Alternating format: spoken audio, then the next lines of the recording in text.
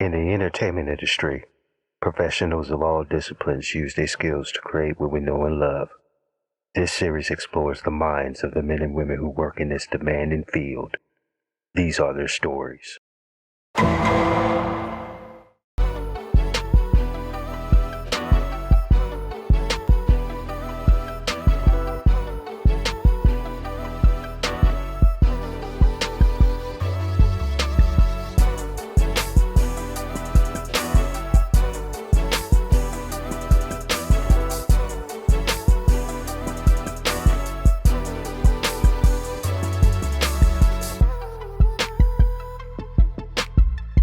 Hey, what's up, everybody? This is EddieBower. Welcome to my very first episode, I can't believe it, of my conversation series, Behind the Glass. I can't wait for you to meet our guest. She's a singer, songwriter, producer, audio engineer, DJ. She's got her own vocal pack, if you can believe that. That's totally cool. And she was a former student of mine, so I'm gracious to have her presence here on our show today. Without further ado, Maria de Cara, aka Queen Chameleon. Girl, how are you doing? I'm doing great. It's so nice that you're doing this and to get to talk with you. I'm really, really excited. Thank you so much. What an introduction. I appreciate it. It was long overdue as far as me mentally trying to just go ahead and just push the envelope a little bit. And, I was just like, hell with it. Just go ahead and do it. And Good for you. hopefully it will be the two things I want, which would be educational and informative. So Love we it. got lots to get into.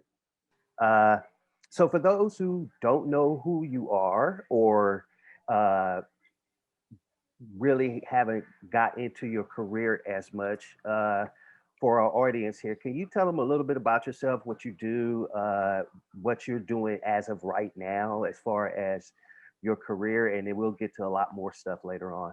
Sure, sure. So right now I am located in North Hollywood, California, and I'm working as a remote singer, songwriter, vocalist, so I'm working from home. I've got my home set up. On occasion, for the studios that are still running in spite of COVID and, just following the CDC guidelines with the masks and everything, I do go to some studios to do session work.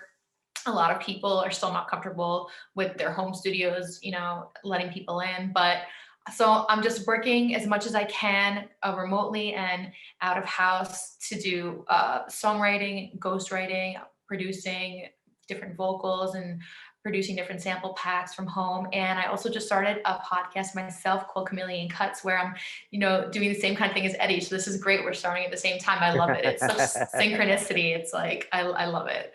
The law of attraction. Yeah. So yeah, with my equal goal in mind to spread awareness and education and just raising enrichment throughout the performing arts community and the entertainment industry, just to let different creators share their experiences and knowledge and let everybody learn from them, and then let other people connect with them that way too. So that's mainly what's going on right now. And there's lots of other little projects happening always at the same time, but I try to answer it in its most simplest terms as I possibly could. But there's lots of little projects going on at the same time. So Yeah, I mean, I think one of the things people have to understand is that in order to kind of live the life that you want to live, you just can't rely on one thing or one source of income. And the fact that you've been able to absolutely. diversify yourself by doing all of these different disciplines, I think that is an example for everybody, you know. Same way with me, not just being a teacher, but also being an audio engineer, producer, so on and so forth.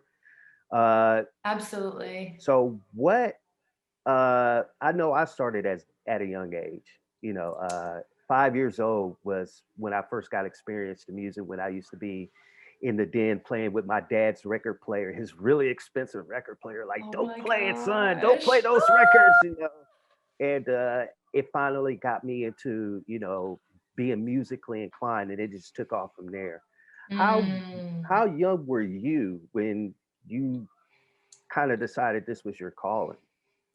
So I started singing when I was 3 years old, running around the house and watching Disney movies. I would just take my milky bottle, as my mom calls it, and I would lay on the couch and I would The Little Mermaid and just Fantasia and all kinds of Disney movies. So I was singing at that young age, but my father and my older brother always were subjecting me to, because if you're one of a few siblings and you're, on the younger side, sometimes your siblings will be watching another movie that is rated higher, and you're like, oh, I want to watch that movie, and you're not supposed to, but you watch it anyway. And like, if it's your dad's cool. He doesn't really care. Your mom's the one that's like, hey, that's rated R.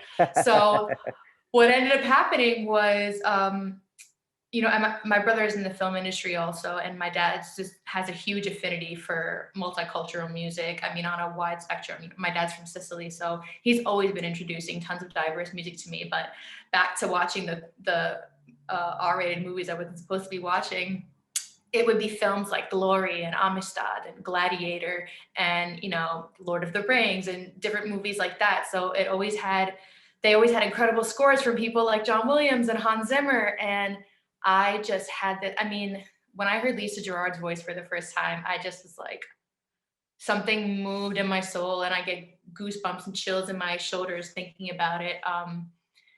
Just the way that a voice translates to not just emotion, but the human connection that's kind of mutual between two entities, two souls. And it's something just connected, and I knew that I wanted to sing forever. And I started singing in church, and I did that for about 10 years until I was like 17. I started when I was 7, I stopped when I was 17, but I was always singing in school and choir and chorale.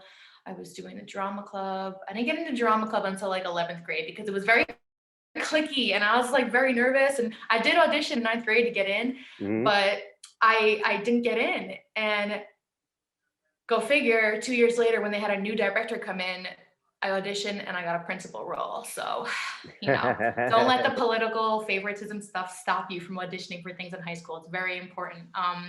But I mean, I still always did talent shows, even when I wasn't doing drama club, and just singing in any way that I could. And I did a lot of volunteer work in my area too, charity work and stuff, just however I could help. And it's funny because it's like such a huge deal to you back then when you're doing these little side gigs, but you don't even really realize that that's just preparation and really practice for once you start performing with professionals and you're becoming professional and that kind of thing. So that was how I got started. Yeah, I think a lot of people assume that you just hit the ground running and you're getting all this influx of money. And to be fair, there's a lot of fluctuations. I mean, there's a lot of in and outs. There's days when like I'm not gonna lie to you and be like, oh yeah, like every single day, like I know I want to do this. Like, no, this is the type of industry that it tugs on your heartstrings in so many ways. So you've got to have yourself in check with like what your expectations are out of it, and then holding yourself accountable. Because coming into it just for money is like, okay, you can do that, but keep in mind that you're going to have specific set goals, especially to make a living as a vocalist for yourself, number one.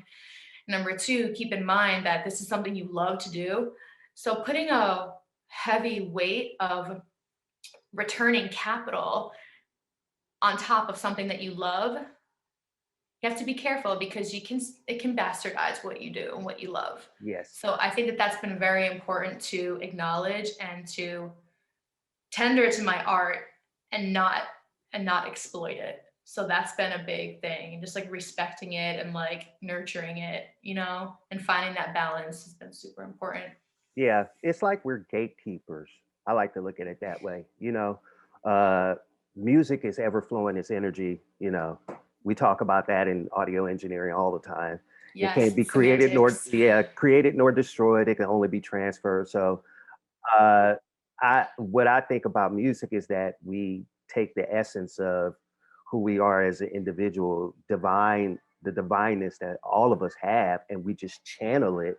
And music is the platform. So, when everybody puts their all into something, usually the results will speak for themselves. And I think in both of our cases, we had, pretty good results from just being dedicated and disciplined enough to persevere. So, I'll be honest, I'm not the most disciplined person Like, it's discipline is the hardest thing for me. Like, number one, I'm a Sagittarius. And the Sagittarians out there know what I'm talking about. But the thing about us is that we are fire signs, so we do have tenacity. And when we get ideas, we stick with them and we kind of stubbornly see them through. Mhm. So we're free spirited, but we are dedicated once we decide that we love something and want to do something, and truly innovative. But discipline, yeah, that's a thing. That's a thing. So I'm always trying to make schedules for myself when I wake up and follow them, and taking care of body, mind, soul, like everything that all goes into your health. That's another thing too, because there's like a wellness for artists, I think, is something that's not talked about a lot. And I talk about it a lot in the interviews that I do. And it's been taking some people aback for a second, because they're like, when I ask them, so what do you do to kind of, give yourself that escape and that downtime to just kind of pull back for a minute and stay mentally focused and stay balanced? And they're like, they have to think for a minute. And I'm like, you see, we all need to have our vices and be aware of them. And like, my husband, Ozzy, Ozzy, Yeah. I met him at school and now we're married. It's so great. But, he's helped me a lot to slow me down and realize that kind of thing. So I think that's super important in any field that you're in. Make sure you're stopping once a day, even if it's for 10 minutes, to close your eyes and say some things that you're thankful for and express some gratitude. Because that will check you on any bad day. Like, if you wake up and you just wake up on the wrong side of the bed. Like, I got so mad yesterday. I had a meltdown because our washing machine like jacked up one of my favorite Adidas hoodies, and I don't invest like that on things like that Right. often. And it was my favorite hoodie, and you know how you love your favorite hoodie, Mm-hmm. and it just ruined it totally. And I was like, oh my god. And I was just like, it's just a hoodie. And I was like, you don't understand. And he was like, gratitude, check yourself. And I was like, okay, you're right, check yourself. And it was so expensive. He has to check yourself. Yeah. And, considering what's been happening, last year with the pandemic, I think, Dude. I think this year is, like a real opportunity for everybody to kind of check themselves a little bit and not, get consumed by what's out there, focus on Yeah, within, and, everything will speak for for itself. sure.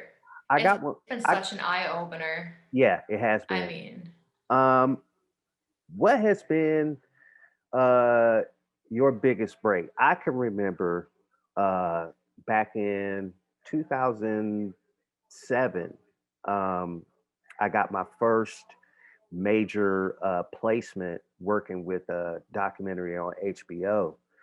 And shortly after that, I worked on the single with Tank, and it just kind of kept snowballing.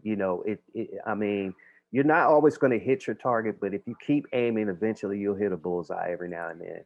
And that was kind of my huge break. Although a few years back, I opened up for Ludacris, me and a few friends of mine from Mobile, Alabama. love Shout out to Mobile. Ludacris. Uh, Very cool. Oh my so god, I love Ludacris so much. yeah, oh yeah, it was fun. It was fun. Luda. Uh, That's amazing. what was your defining moment that kind of solidified everything that you've been working for throughout your young life, and now it finally came to fruition in this one project or this one idea that it finally manifested? When was that for you? To be honest, that's such a hard question, because I can't say like any one thing, because it's just, you do so many different things and so many jobs, and I'm grateful for every job that I do get. Um, but I will say, in times of uncertainty where I wasn't sure if, like, not even if this is something that I wanted to pursue, but like just wasn't sure where my life was going, and like things weren't, I wasn't at my highest vibration, and I wasn't like connected with self as much, or I was distracted, or I was in a relationship, or like these things that we go through in our life and we get kind of teetered away from, the center points of, where we're supposed to be.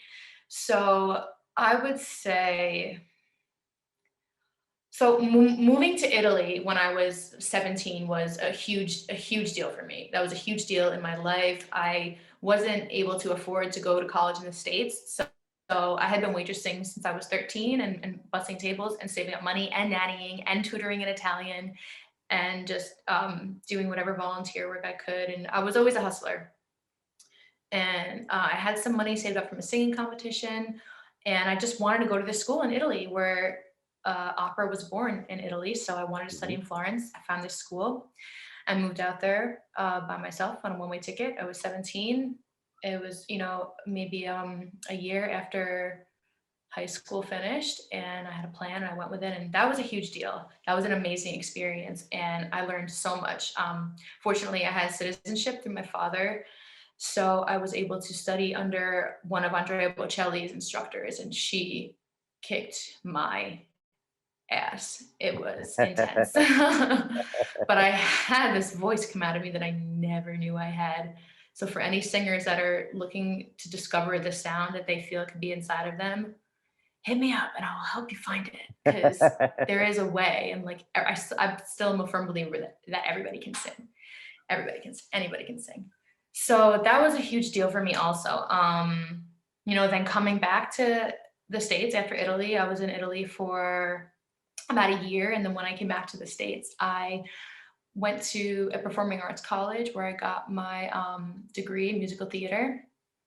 And then I started dabbling in the film, TV stuff and acting and doing extras work and doing some stuff at different independent record labels and just going around Brooklyn, going around New York City, going upstate New York, going to the Bronx and Yonkers. You go all over, you work with different people, do whatever you can.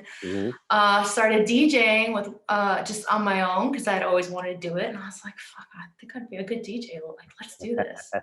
And I did it and I was great at it. And I loved it. Like, where I grew up in New York was a super dance hall oriented and Latina town and lots of culture. So like, it was so much fun. And I was always the one controlling the iPod at parties. So like, why not? I can be a DJ. I can mix this stuff, right? I got the ear. I can harmonize. I'm a musician. Like, let's do it. And it was great. But, I was totally teaching myself from scratch, like fake it till you make it to get gigs. So, I definitely told some bar owners, yeah, I've been doing this for a while when I hadn't been. And that's it. You just throw yourself into it and you figure it out. And I had, my slip ups, but you just recover and like fake it till you make it. And so that was really great. And my best friend started DJing with me and we started learning together and we had our own little like side business of DJing. And that was really great. Very fun, very soul fulfilling because it was just so fun. And it brought a lot of our friends together. So these were all very important parts of my life for sure.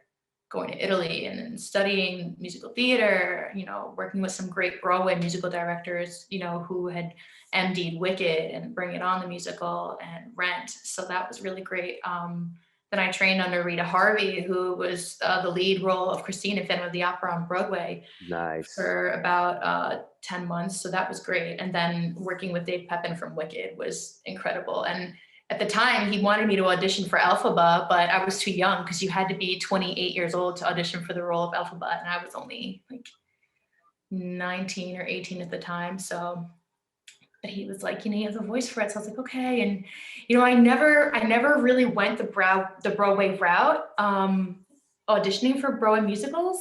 Mm-hmm.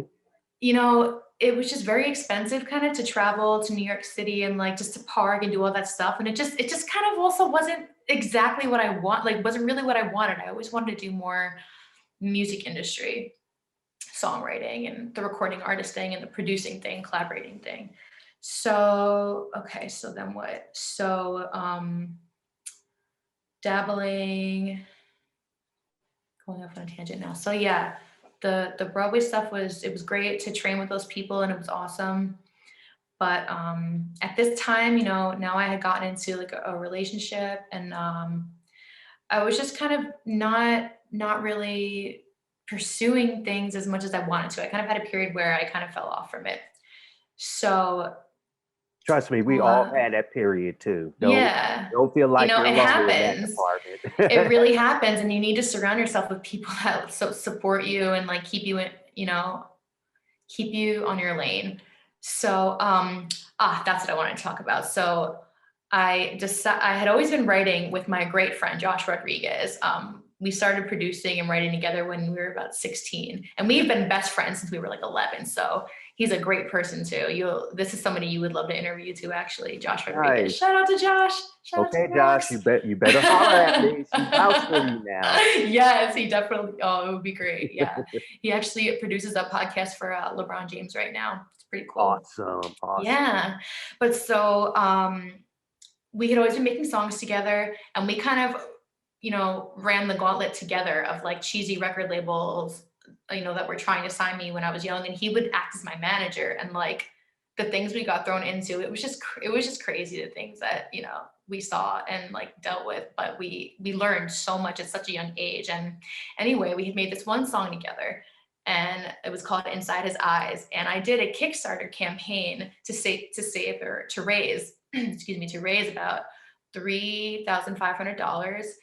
And I was so scared to do it because, like, you don't want to ask people for money when you're in art. I don't know. It's just this thing. We're like, I don't want to take your money. But like, you know what? Let's see if people will donate to you. My brother was just talking me through it, and because he was going to direct it. So it turned out that people donated above and beyond, and it was great. And that was very important. That was a big confidence booster for me.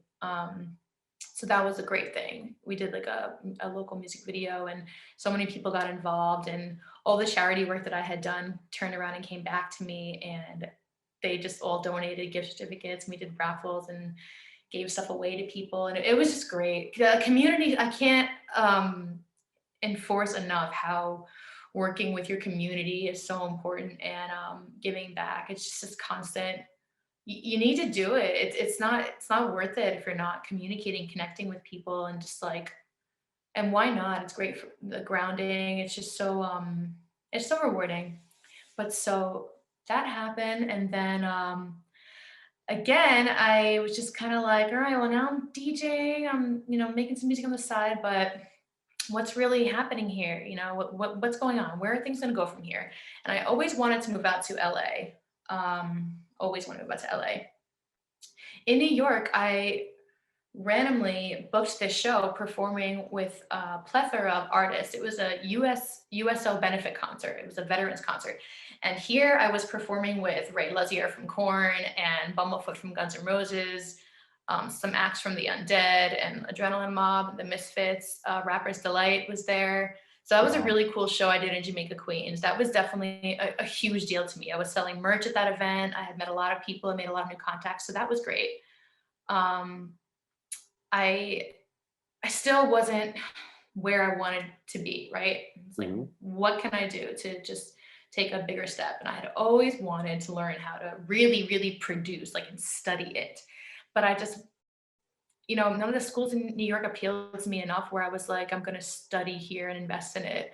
I just thought that there were better recording schools out in LA, kind of. And even more than that, I just wanted to get myself out here, to throw myself into it out here, because I had never done it. And at this point, I was like 27. Okay.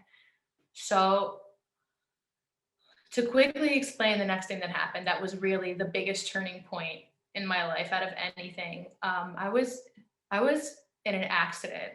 Well, I shouldn't call it an accident. I was actually assaulted by somebody randomly at a party. Yeah. And though it happened in a public place, but the way that it happened was just completely took me off guard. And like, the person was just completely drunk, and it was just a bad situation. But what ended up happening was the injury affected me in a way that I was not able to sing for almost a year. And that did a lot to me mentally. It was a very, very deeply dark time in my life. And legally, I was taking different pursuits to make right what had happened to me, because it was so wrong the way that everything went down. And thankfully, I had some contacts from, again, all that volunteer work that I did in my town, and the chief of police, who I had sung for on many occasions, like tree lightings or 9/11 memorials. I had sang the national anthem, all these different things that I would do for them. And they got me the videotape of what happened. And because they got the videotape showing proof of what happened to me and how I was and how I was attacked, I essentially was able to make a case and get a lawyer. And long story short, got a small settlement and was able to come over here to LA and go to school. So Ah, that was a huge thing for me. And I did recover on my face, so I was able to sing again, but it was a dark time, really dark time, but it checked me and made me, I believe that I'm a big believer in God, and I believe that God checks you in your life in different ways to, again, make you grateful and realize, just have perspective on your life and realize where you want to be and what you're grateful of and all those different things. So, and just God was with me during that whole time. I mean, there's so many, oh gosh, because I couldn't afford a lawyer at that time, right? hmm So my best friend at the time, we had been teaching a performing arts camp at a local college, a SUNY college. And she was teaching dance, I was teaching music, and another girl was teaching acting. So we had these students that would come in every summer. We would get them for like 2 months. We'd get 2 batches of kids. And it was the best thing, like one of the best things I've ever done. I mean, I see why you love teaching so much, because it's just been my favorite thing out of anything, is getting to have a connection with students. It's just been like amazing. Yeah, It was amazing for it, me. it's So a great feeling. It's a great feeling, that's for sure. yeah. So what ended up happening was my friend who taught the dance, her dad was a lawyer in the Bronx and referred me to another lawyer on his firm.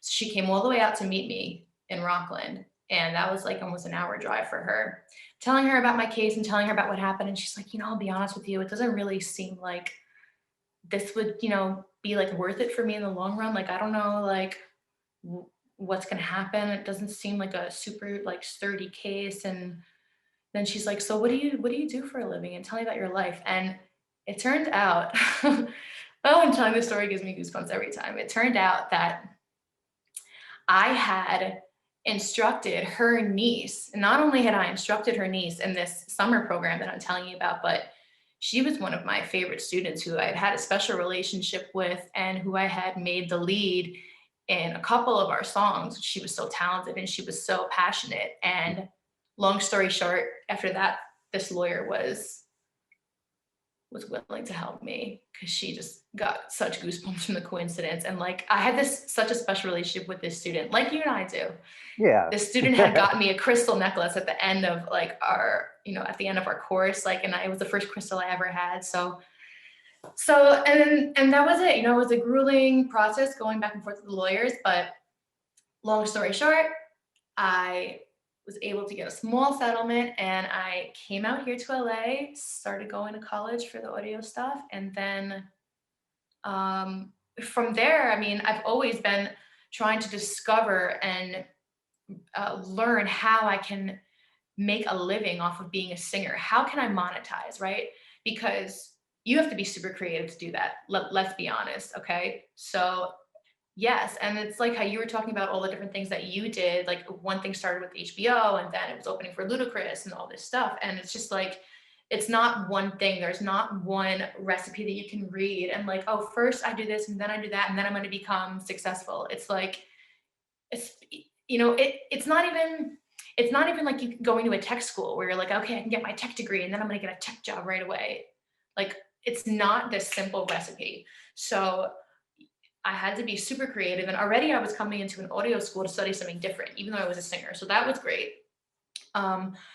But you and I were talking about it and you were like, why don't you do some like sample stuff? Why don't you? And you really helped give me the idea of doing something like that, because we connected in class and you knew that I was into so many different styles of music, and we recorded in Studio D on the 5088 and it was Yeah. so awesome. And you really helped me discover a way to be creative with myself. And you told me about Carmen and about the music marathon. And I was like, okay, I should go meet that guy who works for Native Instruments. And I sat down with him and I showed him some of my singles.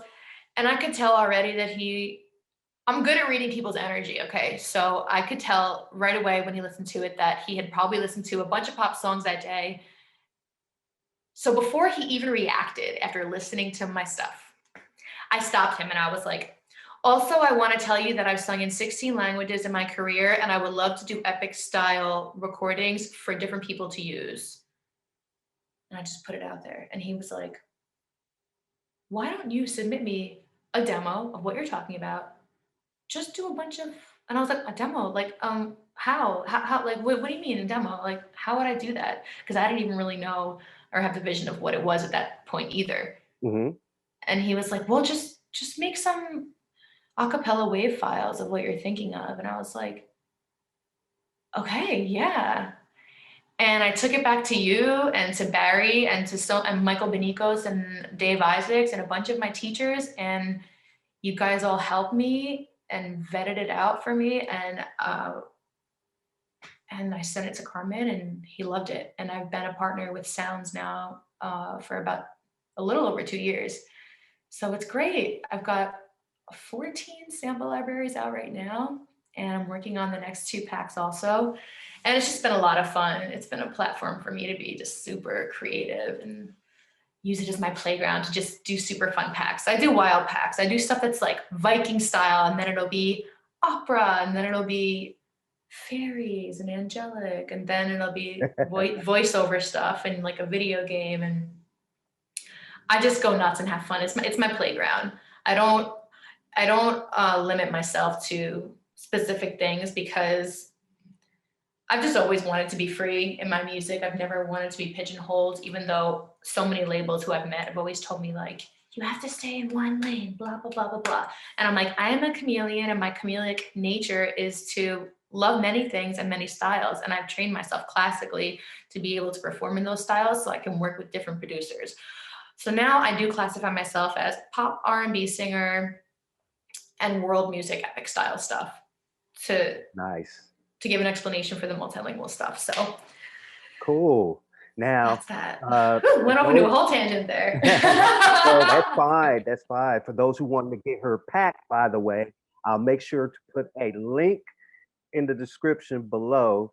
Great. Thank you. Because I mean, seriously, they got to have just your voice, and it will help in any discipline, in any genre. Trust me, guys, you will love it. Speaking of which, which is one of the reasons actually that we started working together on DragonBall Z Light of Hope, which to me, still to this day, is like one of my how would I say it? It's one of my greatest accomplishments that didn't involve a whole lot of the major type of stress that you would get from working on a major film. I will also put a link in the description below for you guys to check out the movie. It's terrific. But I remember that vocal line. Yeah, one of the but one of the biggest things I recognize as reading through the comments, looking at all the, support that film was getting, is that the scene where Gohan dies. That scene, Spoiler alert. out of all the scenes, yes, spoiler alert. For those who don't know Dragon Ball Z, that is a spoiler alert. For those who do, you know exactly what I'm talking about. But as me, John Silas, Abraham Castaneda, shout out to those guys, and IMJ, we were kind of trying to figure out how to really embody the emotion of that scene. It was crucial, very, very crucial. And I can remember, I think you was going to the studio with John, and we kind of looked at each other and it's like, why don't we put her on this cue, on this score? It would be perfect. And sure enough, long story short, it really defined the essence of what happened then. Can you talk a little bit about the experience of doing that? Because I know I had a lot of fun. It was a lot of hard work, long, sleepless nights and whatnot, but it was very gratifying. Can you talk a little bit about that? Yeah, so first of all, Keone and Chooch, they're great guys. I love them. It was so great working with them in addition to you. And I instantly, when I heard the music, I I just knew, I could feel like something intense is happening here. And so I said to the guys, I said, what's going on in the scene? And they told me what was going on, and I just instantly knew. And as a singer, this is what I do when I come into projects. I always make sure that I understand the content of what's happening, and that I ask questions about the storyline and uh, just literally what's going on. And I think about a lot of things when delivering a performance. I don't even like to call it a performance because it's so instinctual. So I asked what was going on, and just kind of it comes out. I'm a very interpretive singer, so when I close my eyes and I'm hearing the music, I'm seeing color and feeling the semantics, and it just kind of happens. It just kind of happened, and I was super inspired by the orchestration that you guys had in place there already with the strings, and the melody just came to me. And it was like, it was such a scene that when I go back now and watch the scene, it still makes me emotional every time. It makes me cry because it's Right. such a heavy scene. So and there was a lot of tension built up, and I love building those moments of tension as a vocalist, and just being cognizant of the music and of what's happening in the scene. And this is why I love and want to continue working in film so much more, because I feel that I pay really good close attention to that kind of stuff, and I find it to be super sensible to sit down as an artist and to react to the film through voice or through music. I just think that that makes so much sense, and it's such an organic kind of just cycle of giving and taking. It's a conversation. Hans Zimmer says it all the time. Hmm. It's a question and then it's an answer in Yeah. music, the way he composes. So I love that part about it. So I really enjoyed working on that project with you guys. Thank you for having me with it. That was so Yeah. fun. That was that was fun. Yeah, let's do more. Yeah. Oh no, that's an understatement. We got a lot more to do. And speaking of which, uh, now because of the pandemic, I like to call it the pivot, uh, because unfortunately, a lot of people have lost a lot, Yeah. during this monumental time in our world, in our existence. And you know you talk about your grandparents living through the depression or living through World War I or World War II. You hear your parents talking about the Vietnam War and the civil rights movement and all of that. For us, really, uh, it's it's the pandemic, it's the economic crash. And what are you know how are things going to shift that the quote unquote normal has pretty much been dissolved. um, how has the pandemic affected your way in uh, approaching the business now that again the normal is not going to be as it once was, when things start opening back up and things start trying to get moving again? To be honest with you, I was very scared when everything was happening, this time last year, just like everybody else was. Um, However, as scary as it was, I I just I just instantly turned to gratitude, and I was like, there's so much we can do from home. Like there's no reason at all to fret. Like I mean, I'm a very optimistic person anyway, but I kind of didn't understand how people were just like going off about the like, oh, I'm so bored, I'm going crazy at home, even in the first few months. I mean, for me, I was like, I can do so much from home when it comes to like building a brand and recording and just doing the remote setup stuff and I would do sessions like this, songwriting. I do songwriting sessions like this all the time on Zoom. And, I just became kind of like a machine, just working and getting different things done. And I was doing different hobbies, and I was cleaning things up and throwing things out at home. And I was just being as frugal and grateful as I could, and throwing myself into different things every day. I was doing different seminars. I'm a part of a group called Sync Summit, and there's a Sync Summit cafe that they would do weekly, a few times a week, and it's just a group of people in the sync business, the sync world. You Hmm. know, you get music supervisors coming on there and all types of people. So that was like a thing I would do it for like every day around 10 a.m. Have coffee with them, and it was like just kind of normal. And they still do that now, and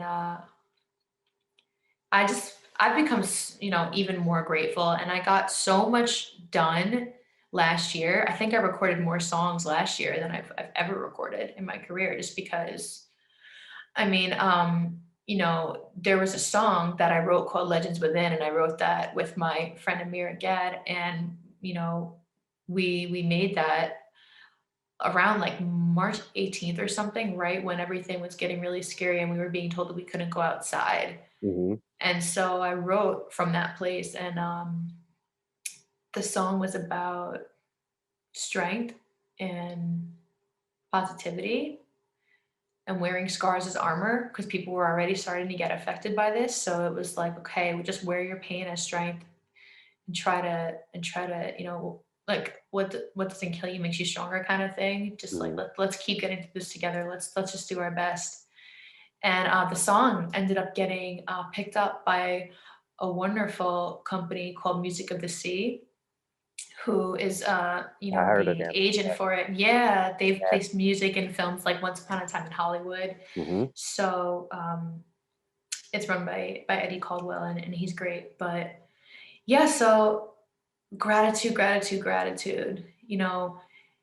People say that it was such a difficult year for them, but and it was not easy. And I've had family members that have had COVID, and my husband also had COVID, and I know plenty of people heavily affected by this. And I just say that it's the year that I became the most grateful for everything that I have. So that's how it affected me.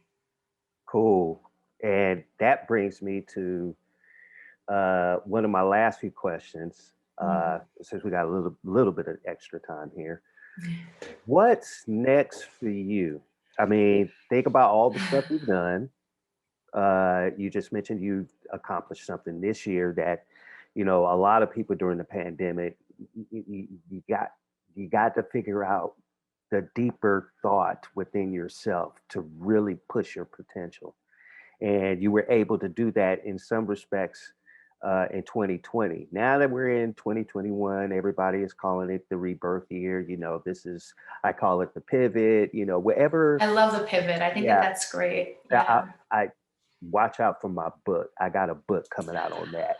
Oh, I love it. I will take a copy. Well, Sign me because up now. I'm just the same as you in that it forces you to really like reprogram yourself, because all of us are programmed in some respect from Sure. the life we're surrounded by, the people we're surrounded by, the activities that we're surrounded by. Yeah, We're our often habitual comforts and ex- like and every about 90% of our activity is habitual. So changing habits will change your results. Now that you see the results starting to change a little bit, what's next for you? What you got? I heard, I seen Chameleon Cuts, outstanding, by the way. thank you Uh, so much. can't wait to be a guest on that.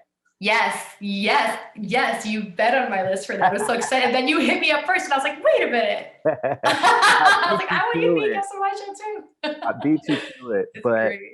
now that you have that, and of course, all of your tremendous talents, singing and producing, whatnot, what's next for Thank you you? so much. Well, since we had so much time to ourselves and, in the past year, and thankfully, I was receiving unemployment for my other job, which I never talked about AMDA, the fact that I worked for AMDA for so long. So AMDA is a performing arts college that I worked for like 8 years, that I started working for when I was living in Queens. And essentially I would travel around the world and nationally, and help students auditioning to get into the college. So I would audition, interview them. But anyway, so basically, thanks to the unemployment, I was able to kind of just focus on some more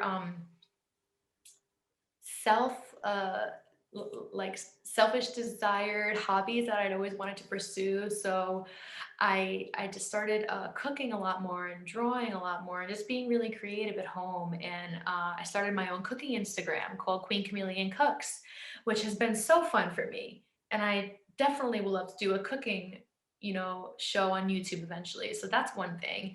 Then another thing is I started something called Queen Chameleon Claws, where I figured out how to become a nail tech, and like I'm doing my own nails now, like Nice. acrylics, like in gels, real stuff. So that's just all the fun stuff. I definitely am going to design a t-shirt with a great friend that I have here who has a cool company called Mercenaries, MFC, Mercenary Family Collaboration. And everything that his brand stands for is absolutely unbelievable. You guys should definitely check out MFC Mercenaries. It's an unbelievable brand, and the mission statement is just gorgeous, and I love what they're about. But really taking my whole chameleon lifestyle and making that a brand. And what I'm saying is, of all the different things that I've done in my life, the songwriting, the producing, I'm always learning how to make this a brand and make this be, something that I can live off and something monetarily effective for my life as well. So being a chameleon is about embracing all of your talents and rocking all your shades. So that's what I want my t-shirt to say. And I want to encourage people to pursue all of their different loves. And that's also what my podcast is about. Chameleon Cuts is about learning from different people who have many different talents, and don't pigeonhole yourself to one thing, because it's okay to love many things, and you should express love as much as you can and pursue everything that you love. And, focus as much as you can. Don't lose your focus or your discipline, but allow yourself to just to be and reward yourself. Like I was rewarding myself this past year and saying, you know what? It's okay to spend some time doing art. Allow yourself to read, allow yourself to do these little things that you normally wouldn't. Because like when you come out to LA, you feel this inherent need to hustle every single day. Yeah. Back home, I have the comforts of my family and my friends. But here in LA, it's like I wake up and like my friends are few and far and in between who I really keep tight contact with. Hmm. Because it's like, I'm still kind of new here. So there's people that I definitely keep in touch with and that I'm really close with, people from school, and then some other close people. Thankfully, I'm really thankful to have in my life. But I mean, I'm out here, to work. So you just get in that habitual, consistent, cycle of work, work, work, work, work. And so I definitely am pursuing these new things also. And then again, I am a singer, but I have to tell you, like, I've kind of been in a way outgrowing the solo artist thing just for this time being, because I just want to, I really want to focus more on monetizing right now. And Hmm. I think building a chameleon lifestyle brand is more of a way where I can do that, number one. And then number two, I do want to keep singing. It's very important to me, but I want to do more session work. So I've been trying to book more session work, coming in with directors and composers, like, one-on-one, and doing this kind of thing as opposed to, just writing tracks as a solo artist, like for myself, my own reel. Like I want to work for other people. I want a chameleon for other art directors and other projects, because I think that that's one of my really big strengths. And I've been considering, going SAG and what it takes to get that done. And I've discovered that vocal contracting is a thing, which is another thing that hopefully if any other singers are watching this, you've got to be creative. And, I did my own vocal samples to generate income, and it's a real thing, and it works, and it's great. So I encourage you guys, there's so many things that I'm learning that we can do. So when you sit back and you look at all the skill sets that you have, right? Like you're an incredible teacher. That's a huge skill set. So like, what can you do? What can I do? What can we all do with our skill sets to generate revenue? Right. So designing a vocal course, an online vocal course, is also something that I'll be looking into. I really want to design a vocal app, and I've looked into that, but the pricing of that, it's a whole thing. My dream, and you already know this, is to make my own Scandinavian vocal plugin where I'm singing in Swedish and Icelandic, and like that's my dream. And I just really don't want anybody to do it before me, because I've already got my UAD guy for it, and like Hmm. That's my passion project. You're gonna get it done. There's It's so many things, you already guys. This is there. what It's this is. already there. I The want to write fact, a the book fact, like about vocal performance and all that stuff. And it's like, there's so much. yeah, So the fact that you're manifesting it, it's already there. You I'm got the trying. talent. It's like make a list of like just make a list of all of it, and then it's like what's the easiest to get done first, and Hmm. that kind of thing. So really want to do session work, really want to design a course. I just want to keep connecting with other musicians, very important. And then my cooking stuff is fun stuff on the side. I cook every day, every single day. I cook homemade from home. We go to Oh, Costco, we I, get look, lots of stuff. I saw what you took on Instagram, and I am jealous Did you because see? I'm probably the only African American who loves Italian food, and I've Oh my always wanted gosh. some authentic Italian food. I already told Keone. I And told all you guys and JD when you guys, are all in town, come over and we'll make a big Italian feast. I just did rice balls the other day, the arancini, and it takes a while, but they're delicious. It's like you yeah, make risotto and you dry it on a cookie sheet, and then you make ragu, which is like a meat sauce, and you cook that as long as you can. I do like 4 hours yeah. minimum, Most and people then think stuff it, ragu. You fry just it, get great. most people when you say ragu, oh, get the stuff out of the can. Like, no, no, this is It's so authentic easy to make your own ragu. homemade sauce, guys. It's so easy. If you buy tomato paste and if you buy canned tomatoes, the secret is to take your tomato paste and toast it in a hot spot in your pan and just get all the acid out first, and then add your canned tomatoes, and it's gonna taste great. It's gonna taste super sweet, and then add your herbs and stuff. But Cool. sorry, No, Italian women love to talk about food. Don't yeah, get me started. no.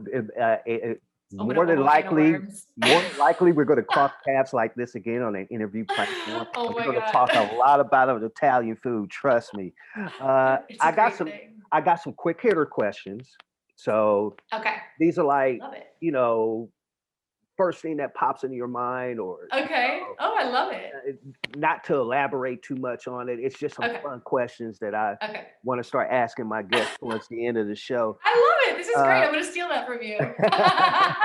hey, good artists borrow, great artists steal. Oh, listen, I've heard the guy who worked on the drums with Red One for a bunch of Lady Gaga's tracks. He's the one that told me that. He was like, yeah, look, I got this idea from this song, and he's like, that's just what we do. We listen to other songs, and I was like, well, I always like to say, makes sense. I always like to We're say, all inspired yeah, we are. by each other. It's normal. I say imitation is the greatest form of flattery. And, I mean, come on. If you I look at this, agree. if most people look at my YouTube channel, they'll see nothing but cover videos. This will probably be Your the first. covers are incredible. I'd be so flattered if I was Danny Elfman and I was like, this guy did all this and in MIDI? What the? Actually, HGW, Harry Gregson Williams, for those of you who don't know, so many movies. I can't even go down the list. He's actually complimented me on some of my covers, the ones that I did of his. And Amazing. those things like that is always inspirational, that to know, like, it's not the goal that you're setting, it's the targets to get to the goal. And that was a target. I wanted some of these guys to hear what I've done just by ear, no sheet music, and literally on a laptop with headphones and a hard drive. That's it. And if you could do it that way, then there's no excuse for why people can't pursue their dreams. And so, So you're a great inspiring. example of that. You're a great example of that. And that's why I'm trying to get on this platform to inspire Mm. people by greatness that you're exhibiting, and hopefully the rest Oh of my my gosh. guests will And too. yourself. Thank you so much. I hope that singers feel that they can reach out to me after watching this, and like I'll be, a person that will give information and help to those who are on their path as well. I believe in paying it forward. I'm not one of those people that hoards away their information and their contacts. Like I love to share contacts when it's merited, and when it's all about the conversation and building the relationship. So I really want to help people too, and I'm all about it. So I love it Okay. that what you're doing. Here's one. Mhm. Here's one good one for you. Does pineapples belong on pizza? I'm serious because JD will Yes, I was literally, hoping you'd ask me a question like this. yeah, because JD Okay. will literally destroy me for even mentioning that pineapple would go Are you on a pizza. JD? Are you serious? That Yes. surprises me. I know because he's such a food connoisseur, but I'm just like, you gotta be experimental too, right? Okay, so listen, if my ancestors or my family in Italy heard this, they would disown me. Don't tell them I said this. Well, they won't be able to understand this interview anyway because they don't speak English. The See? younger ones do, but the older ones who are the ones that would be mad about it, they won't understand. But there's literally videos on YouTube of like Italians pulling pranks on people in like Naples and bringing a pizza, like delivering a pizza with pineapples on it, and the guy like opens, like throws it back at them. So I always like cheese pizzas and veggie pizzas growing up and pizzas with Mhm. meat on them and stuff like that. Ozzy, who's my husband, he's from Sweden, and okay, pizza in Sweden is a whole thing. Whoa, hold Really? on, I'm gonna explain about this because I did not know it's a thing there. So Really? he loves pineapple on his pizza, and he's gotten me into it. So I'm weird, you guys. I like weird stuff. I've eaten very weird foods. I've had alligator, I've had jellyfish, I've had horse, I'm a weird one. So if you want normalcy, don't come here. It's not like chameleon to hear any of this. But yeah, in Sweden, pizza's a thing. Like oh my gosh, they make kebab pizza, which is like their famous thing, and they put Béarnaise sauce on it, and they'll put like Mhm. ox fillet and blue cheese, gorgonzola, and like French fries. And then they had this one African pizza that had banana and curry and chicken on it. And it was Ooh. bomb.com. Y'all can call me nasty, but you need to try it before you judge. It's so good. So good. I told you I like weird stuff.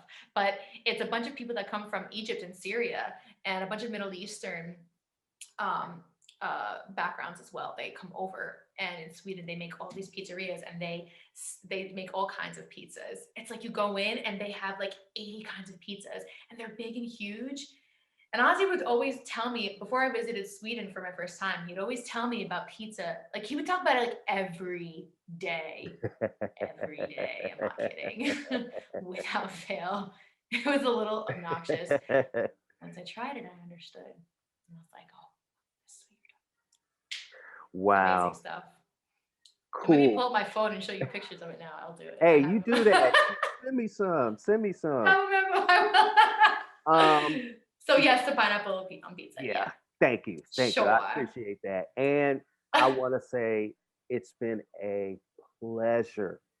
It's been an Oh my absolute gosh. pleasure having you on my very first episode of Behind the Glass. I can't believe I finally got it done. Congratulations, huge Thank congratulations to you. you. The pleasure is all mine. I am beyond honored and thrilled and grateful to be here and to have had you for a teacher, and you inspire me so much. And like I just need to toot your horn for a second because you guys, Eddie is an incredible human being and creator and like Oh, such a good teacher. I was just talking about this with Michael Benicos in my last interview about how teaching is an art form. Just because you have a degree, I really don't mean I don't think that it means you're qualified to teach. So like it's an art form, and you have such a beautiful way of connecting with your students, and you explain things so simply and cleanly, and it's just I resonated with that so much, and like I felt so welcomed in your class, and I felt so comfortable, and I felt that you explained things in such a coherent manner all the time, and like being the only girl too, it was intimidating for me, and you always made me feel equalized and like and maybe even special, because like I was a singer too. So, you would let me sing in class and have the students record me and set up mics for me and stuff. And we go back mhm. and forth and vice versa. And like, I mean, it's just an exceptional relationship. And you brought people into class who were also, musicians that had graduated and been your past students and were successful. And we learned so much from you. So your class is very special. It will always resonate with me. And I hope you always continue teaching because I just think about the students that will benefit from the beautiful gift that you give Aw, of yourself you and gonna your make me cry sharing. on my first episode. It's true. It makes me emotional when I think about feeling so lost as a singer, and then you help me find my way. So It means a lot to me. So, like, you're one of the people I think about when I have those days where I'm fluctuating and I'm like, oh, this is tough. Wish I could just go to my grandma's and have a nice Italian dinner, like, or go with my friend's house. And, it's just like, I want to be back in New York and I want to be with them. But, you're one of the people I think about when I'm like, you got to fight, you got to keep going. So keep going, you guys. And again, wellness and mental health for artists. It's a thing. Yes. Check your gratitude, do your yoga, do your stretching, exercise if you can. Turn the television Things, off every balance. now and then. There's nothing wrong with turning the TV off and picking up a book, for Christ's sake. Come True. on. That's true. That's very, very true. Readers are leaders. That has Yeah. always been the case. So, hey, thank you so much. I really appreciate it. Thank you so Congratulations on much. all your success. Oh, thank you Chameleon so Cuts, much. guys. Please check that out. Check out her vocal packs on native instruments. Again, I'm leaving all of that stuff in the description below. Thank you so much, guys. Queen, thank you. Thanks to the chameleon right there. That gave me some luck today. Oh, the chameleon. I did. The chameleon. Rock all your shades, guys. All your talents. Let them all shine. Go for it. Go for it all. Do it all. Thank you much, Maria. Much love. Thank you so much. It's been so fun. Yeah. Have a great day, everyone. Bye.